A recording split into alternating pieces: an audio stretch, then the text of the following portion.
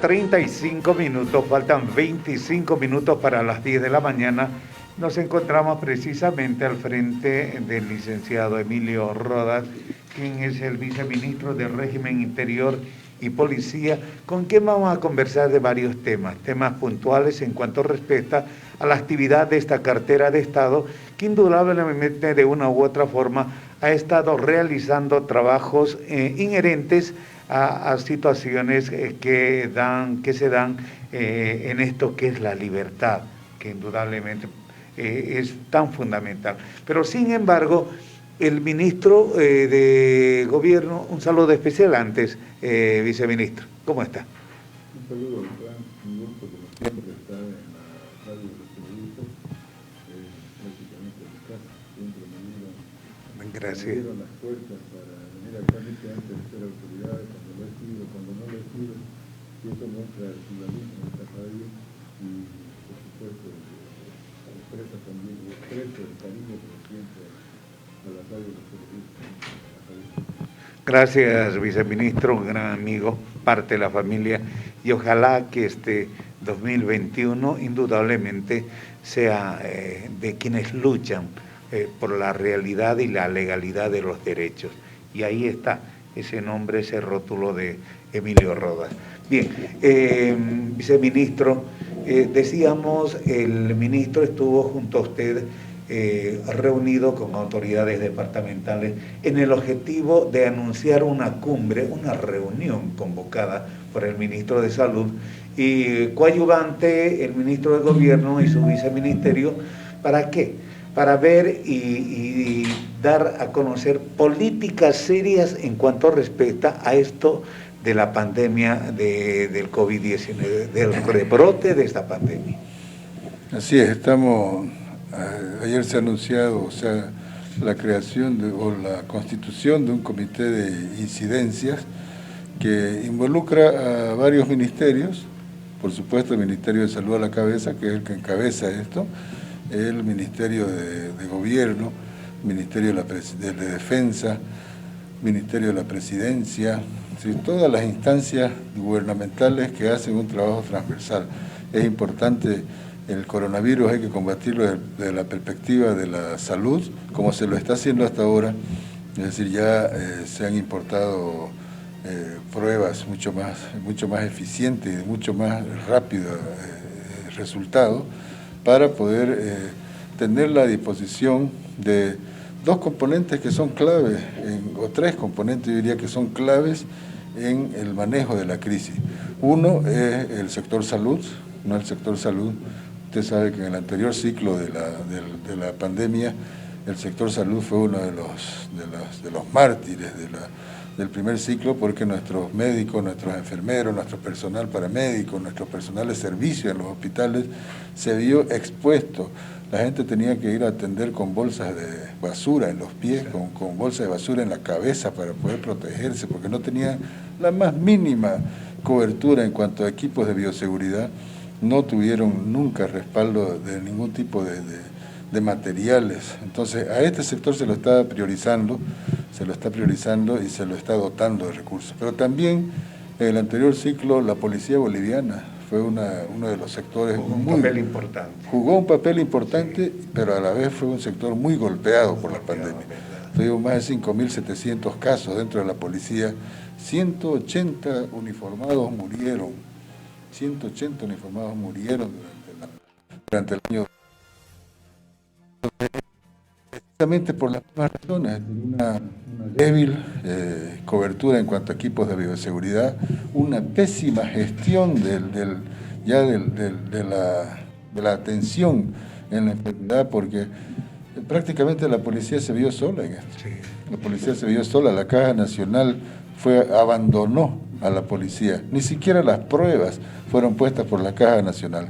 Ahora nos hemos sentado con la Caja Nacional, tenemos que tener una atención preferencial de la Caja hacia la policía tiene 40.000 afiliados a la Caja, es uno de los sectores que más aporta para el funcionamiento de la Caja Nacional, y entonces tiene que la Caja responder en esa dimensión, poniéndonos calidad de atención, desde la prueba, desde la detección, desde el aislamiento y el tratamiento de personas que hayan sufrido ya complicaciones. Entonces, se está viendo este tema.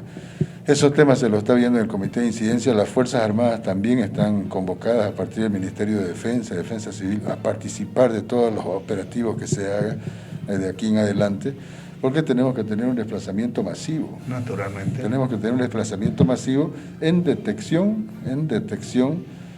Ya el presidente anunció, entregó hace unos días 40.000 unidades de pruebas rápidas, pruebas que son PCR, pero que son rápidas. No es la tradicional prueba rápida que es totalmente falible.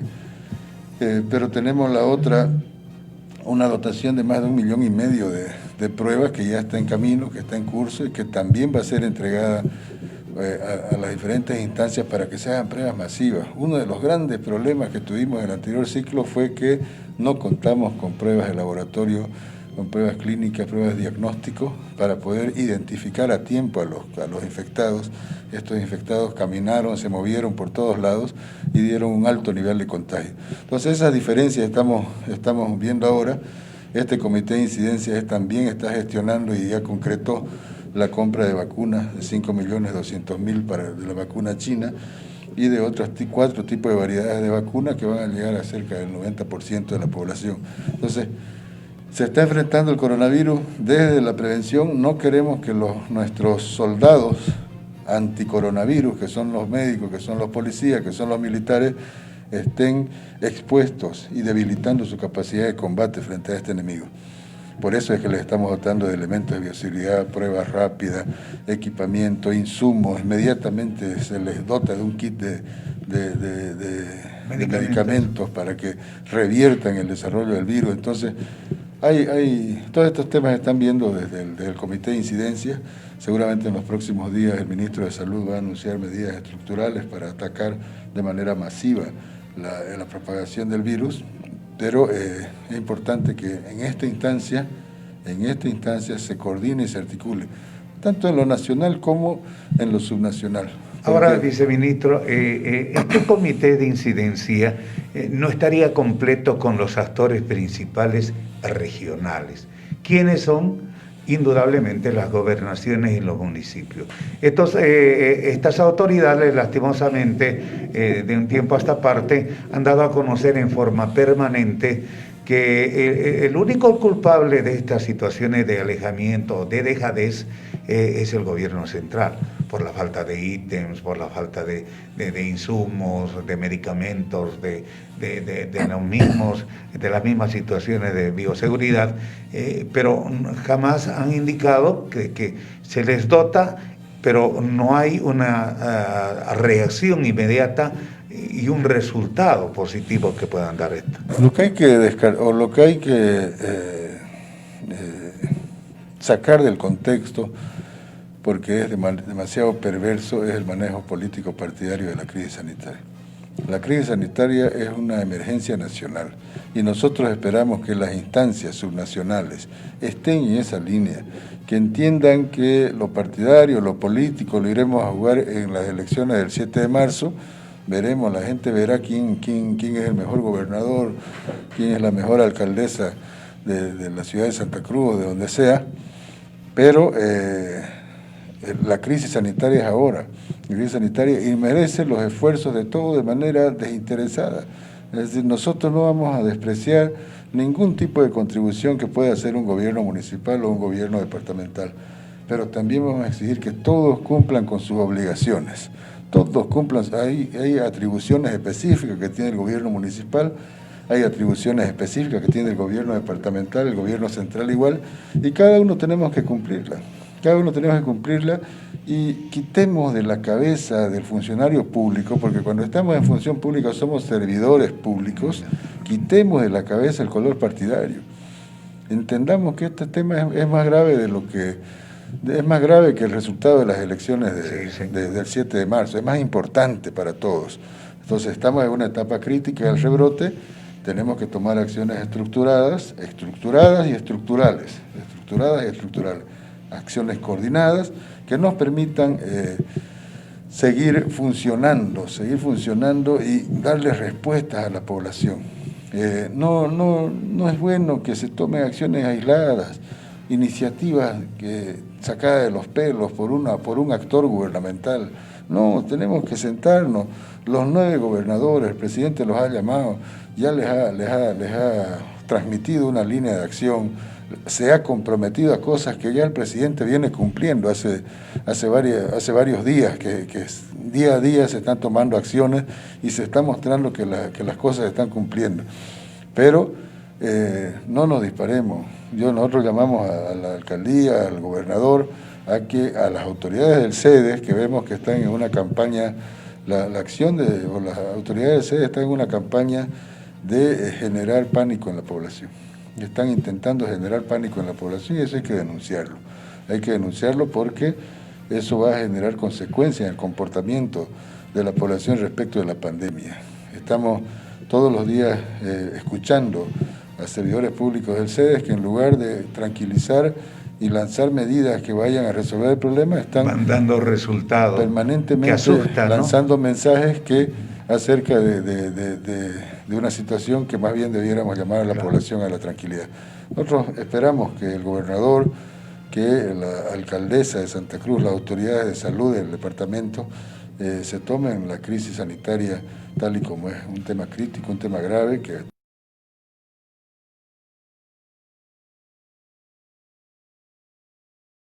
de los resultados que dan a conocer en forma diaria el CEDES, indudablemente nos trata como un pueblo enfermo. Soluciones inmediatas, soluciones que la mantenemos y la tenemos ahí, pero que no le damos el objetivo que merece. Le doy a conocer que no es una utopía. Hospital de tercer nivel entero. ¿Qué pasa? Dice, no, señores, que el gobierno no nos está dando absolutamente ningún ítem y por eso lo hemos cerrado. Pero se publicita, está ahí. ¿Qué hacemos? Claro, hay que poner a funcionar ese hospital. Ese hospital estuvo durante la que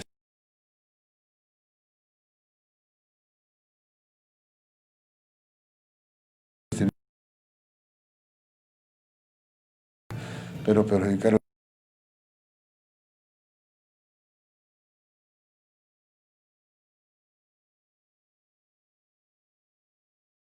el nivel departamental.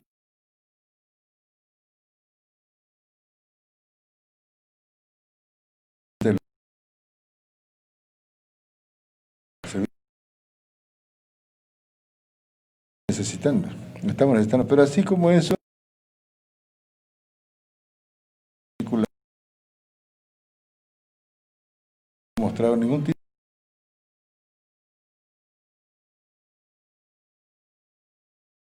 de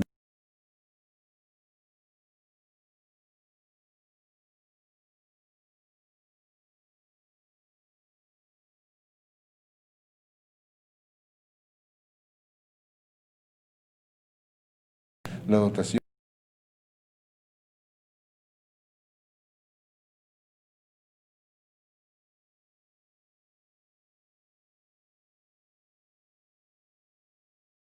Antes trabajan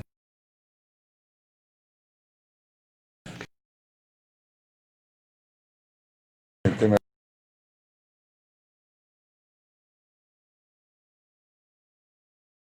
que son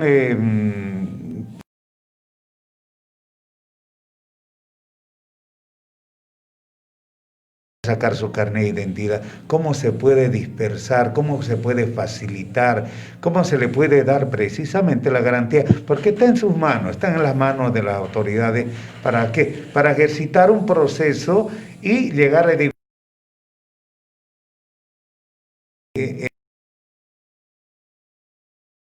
política muy buena de bioseguridad. Se está descentralizando la atención del CEGIP. Qué bueno. Se está descentralizando, hemos organizado brigadas con el CEGIP para ir a los diferentes barrios, para un poco contener la demanda de la zona. Se están tomando ajustes también, hay una presencia preocupante de tramitadores que han tomado control prácticamente de la parte externa, y eso demora la atención a los usuarios que van con regularidad y que no quieren ningún tipo de intermediación.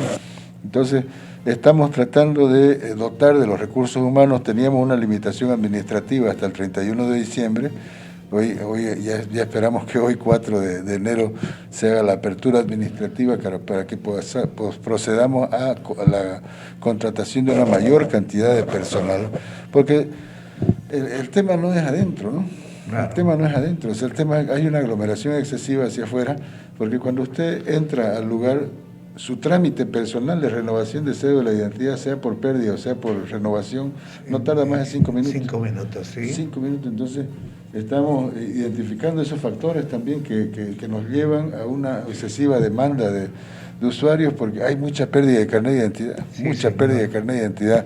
Nosotros vamos a hacer un planteamiento normativo en las siguientes semanas. El ministro ya lo ha venido sugiriendo y orientando a los niveles subalternos, para que se plantee también un tipo de castigo a las personas que no cuidan su carnet, porque claro, como cuesta 17 bolivianos... Claro, y hay una costumbre, bueno, señores, yo lo pierdo y mañana yo lo renovo. Así es. Y es tan fácil que en este momento de emergencia, llega nomás a... Pero estamos trabajando los desplazamientos de brigadas hacia los barrios, para tratar de contener un poco la demanda centralizada, ¿no?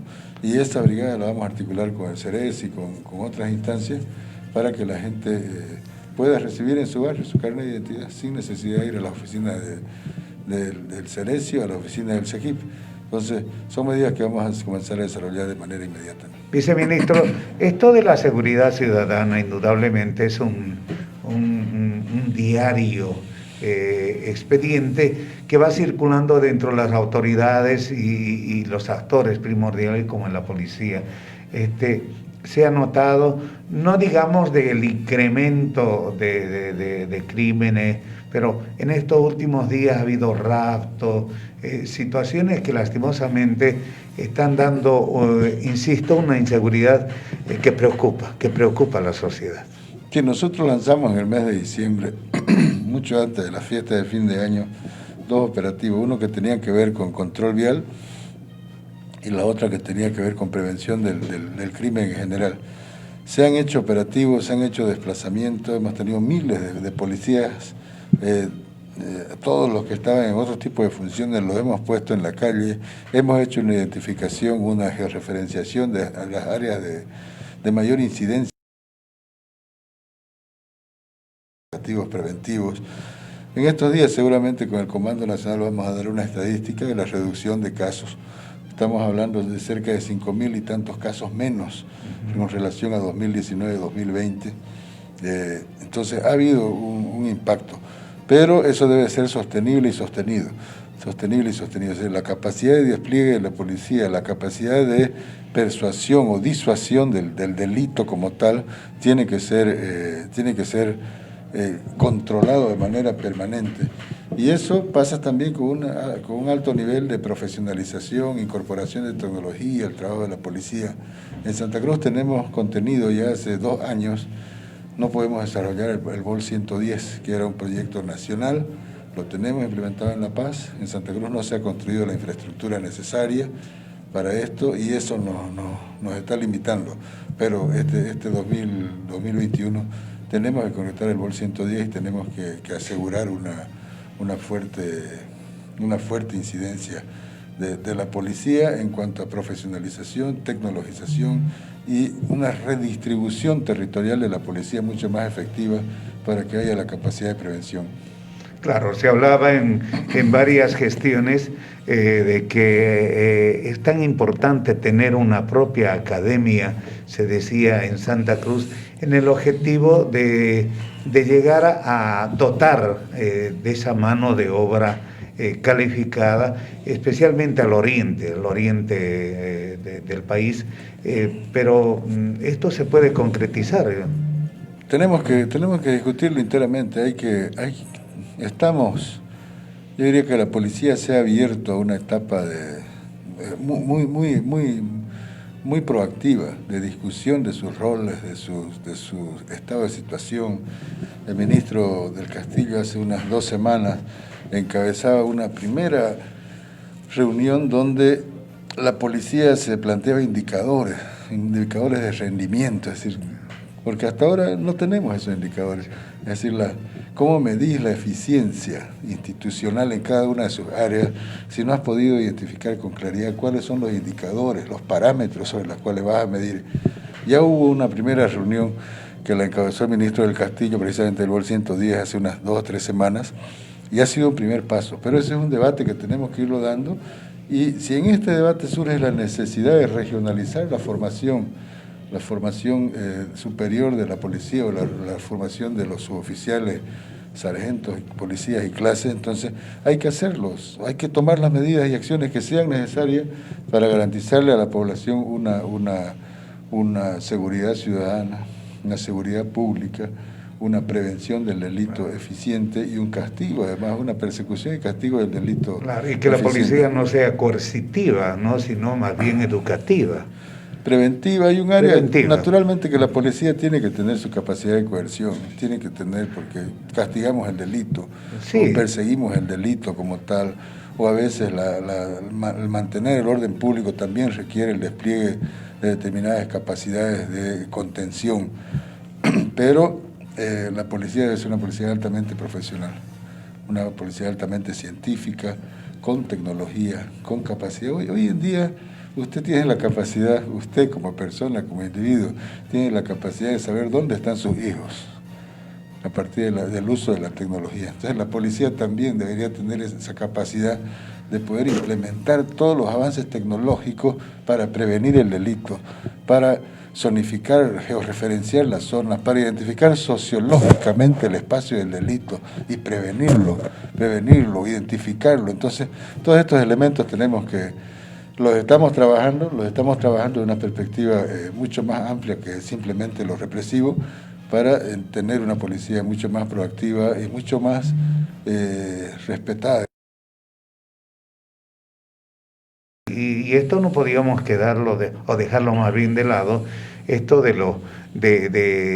los centros donde están precisamente recluidos muchos que no están con una sentencia ya ejecutoriada y que lastimosamente pasan ya por costumbre y que no hay una autoridad, ni el Colegio de Abogados, ni abogado solidario, etcétera, etcétera, que se pueda dar y preocupar de este tema.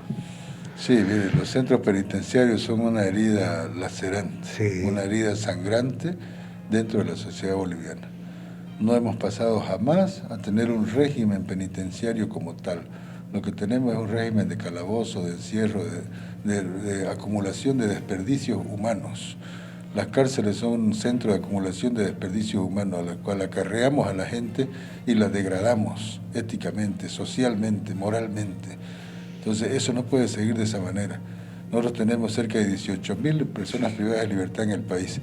En los últimos 15 años, de 2005 a 2020, hemos incrementado de 5.000 personas privadas de libertad y 18.000, hemos casi cuadriplicado. Y eso tiene que ver con el sistema penal, porque en este país a la gente se la manda a la cárcel sin preguntarle ni su nombre y nunca más se le vuelve a preguntar el apellido. Sí. La gente se queda ahí en la cárcel. Al que está preso se le carga todo el peso procesal.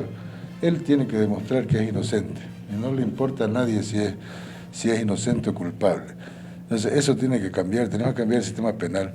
Tenemos que tener un régimen penitenciario que realmente rehabilite al que incurrió en alguna falta y lo relance hacia la sociedad en otras condiciones. Hoy no lo tenemos, tenemos un régimen penitenciario débil, infraestructura deficiente, hacinamiento carcelario, un sistema penal, y eso no puede seguir así. No hay una terapia no puede seguir de esa forma, Fran. En todos los países del mundo los sistemas penitenciarios se han transformado para servir realmente a la sociedad, y en nuestro país cada vez estamos deteriorando.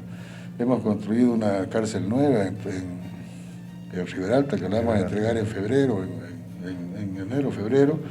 Aquí en Montero hemos construido un nuevo pabellón del CERPRON, que es un centro experimental de muy buen funcionamiento, pero de nada va a servir.